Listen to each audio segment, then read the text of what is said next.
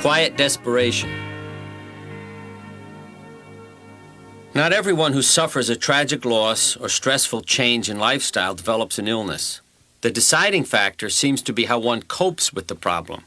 Those who can give vent to their feelings yet continue with their lives generally stay well. The husband of a patient once called me up and asked, "What did you tell my wife?" He said she came home and yelled at him for hours about their 20 years of marriage, and he thought they had been pretty good. I told him, "I didn't say anything to your wife, but she has learned that she has cancer, and she's sharing the resentment that she has built up over the years." If a person deals with anger or despair when they first appear, illness need not occur. When we don't deal with our emotional needs, we set ourselves up for physical illness. The simple truth is, happy people generally don't get sick. One's attitude towards oneself is the single most important factor in healing or staying well. Those who are at peace with themselves and with their immediate surroundings have far fewer serious illnesses than those who are not. One of the most common precursors of cancer is a traumatic loss or a feeling of emptiness in one's life. When a salamander loses a limb, it grows a new one. In an analogous way, when a human being suffers an emotional loss that is not properly dealt with, the body often responds by developing a new growth. It appears that if we can react to loss with personal growth, we can prevent growth gone wrong within us. Typical depressed patients, by abdicating normal activity, are at least offering some response to what they perceive as an unbearable situation. The reaction is negative, but at least it's an attempt to back away.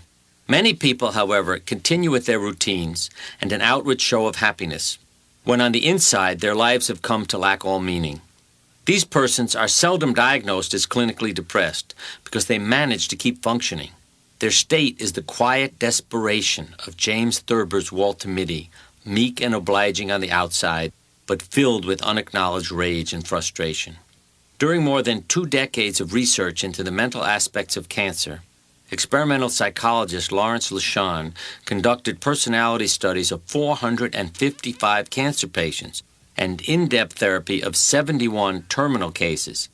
He found that this condition of despair, so named to distinguish it from the more commonly recognized form of depression, was reported as predating the disease by 68 of his 71 cancer patients in therapy, by only 3 of 88 other clients who did not have cancer.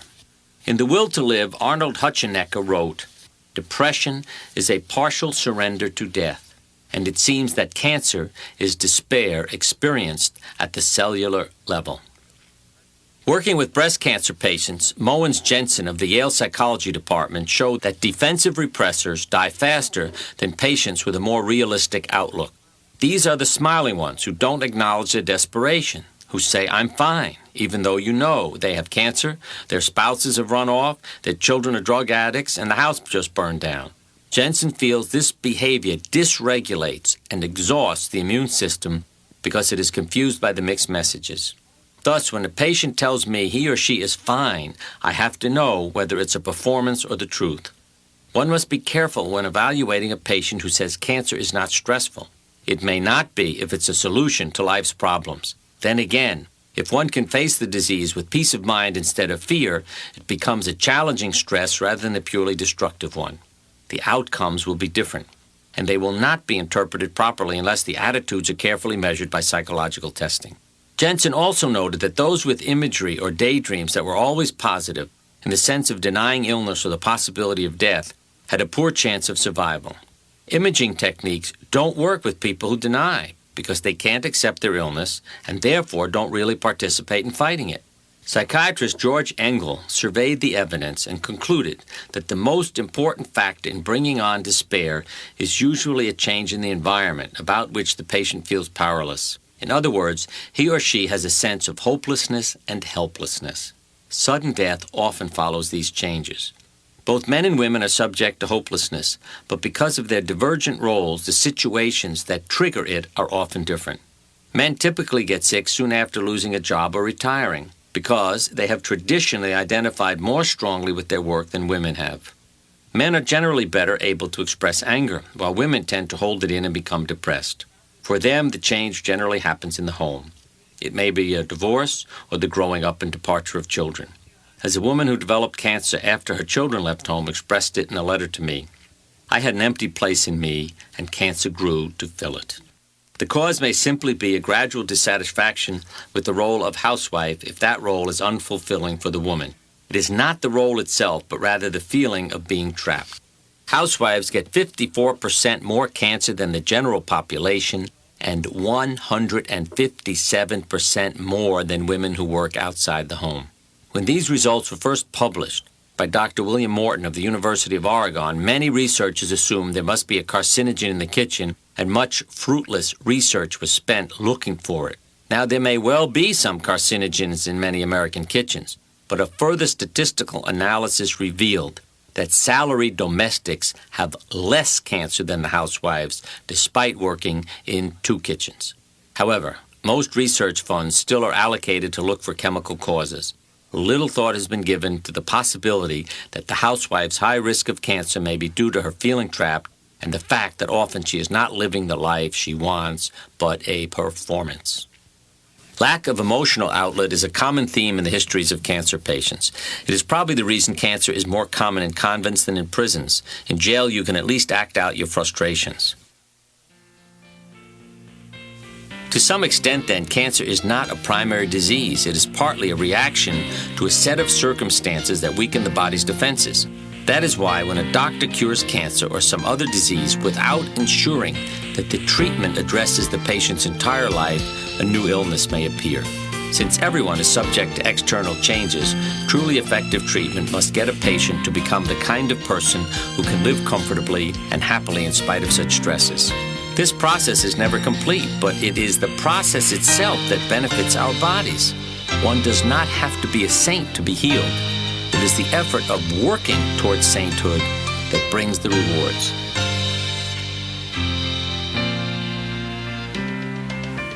Personality programming. As a young woman, my mother had severe hyperthyroidism and weighed about 90 pounds. She also desperately wanted a child. She went to many obstetricians, but they all said her body couldn't stand the strain and she would probably die if she became pregnant. After several years during which her condition didn't improve, she and my father decided a baby was worth the risk. Finally, my parents found one obstetrician who was willing to help my mother take the chance. He told her he would support her in her attempt to carry through a normal pregnancy if she could gain 30 pounds. My mother gained the required weight and conceived, and I was born. The delivery was traumatic. At first, my features were grossly distorted from the forceps. My mother took me for walks in the carriage. She covered it to hide me. Neighbors would stop, lift the cover, and start to coo, "Oh, what a cute," until they caught a glimpse, saw that the usual phrases weren't appropriate, and were left gaping. My mother decided to keep me home and save the neighbors' embarrassment. My grandmother stepped in, anointing and stroking my face until the damage healed, relieving my mother of her distress and continuing the unconditional love. These first experiences conditioned me to be a survivor. Life became a series of obstacles that I always felt I could overcome. If I was not valued by others, I knew I could count on my family and the self-esteem they helped me develop. In a sense, this was a handicap for me as a physician because I didn't realize what went on in other people's lives. The hardest lesson for me to learn was that most of my patients are not the products of such love. In fact, I would estimate that 80% of my patients were unwanted or treated indifferently as children. How dissimilar my experience from those who hear, "We always wanted a boy instead of a girl," or "Your father was a drunk, we didn't want more children," or even, "I wish I'd had an abortion instead of you." Such messages lead to a lifelong feeling of unworthiness. Then an illness is something the patient deserves, and treatment becomes undeserved. For such people, the disease can be their way of finally satisfying their parents' wishes, or God's, since many people carry a burden of guilt from their religion, experiencing illness as punishment for sin. At bottom, they feel that the only way they can receive love is by dying. One of my patients was a New Yorker named Jan, who'd been an actress since her early teens. Her mother had constantly warned her to protect her breasts since they were all important for her appearance. She told her she couldn't sleep on her stomach, and when she danced, she should be careful no one bumped them. Naturally, Jan got breast cancer. I told her that if she could concentrate her incredible energy on one or two choices and learn to love herself, she would have a chance for a cure.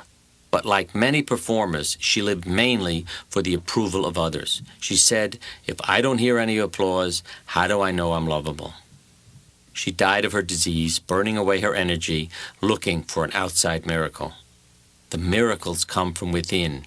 You are not that unloved child anymore. You can be reborn, rejecting the old messages and their consequent diseases. When you choose to love, you will have those days when you're not all you'd like to be, but you can learn to forgive yourself. You can't change your shortcomings until you accept yourself despite them. I emphasize this because many people, especially those at high risk of cancer, are prone to forgive others and crucify themselves. I see all of us as being perfectly imperfect and ask that we accept ourselves that way. As Elizabeth Kubler-Ross says, I'm not okay, you're not okay, but that's okay. To become exceptional in caring for the body, one must take stock of the beliefs one has about it, especially those so ingrained that they're normally unconscious. If a person can turn from predicting illness to anticipating recovery, the foundation for cure is laid. I have a patient, a frail woman named Edith, who weighs all of 85 pounds. She told me, I don't need you in your group. My mother always told me when I was a youngster, you're scrawny, but whatever happens, you will always get over it. You'll live to be 93, and then they'll have to run you over with a steamroller. Edith has survived a heart attack, a bleeding ulcer, the death of her husband, and breast cancer invading the chest wall. She is now alive more than half a dozen years after her surgery. Every time something happens, she hears her mother's words. If we all programmed our children in this way, we'd be creating survivors. Instead, negative conditioning is all too common. Over the years, I've found that my patients tend to get the same diseases as their parents and to die at the same age. I think conditioning is at least as much a factor as genetic predisposition. I call it psychological genetics because I've seen people change the scenario once they became aware of it. Too many people think they're doomed to reenact their parents' scripts. As a nurse told me after one of my lectures, I think you may have saved my life. I've been waiting to die of cancer since my mother has it and my father had it. It never occurred to me that I didn't have to have it.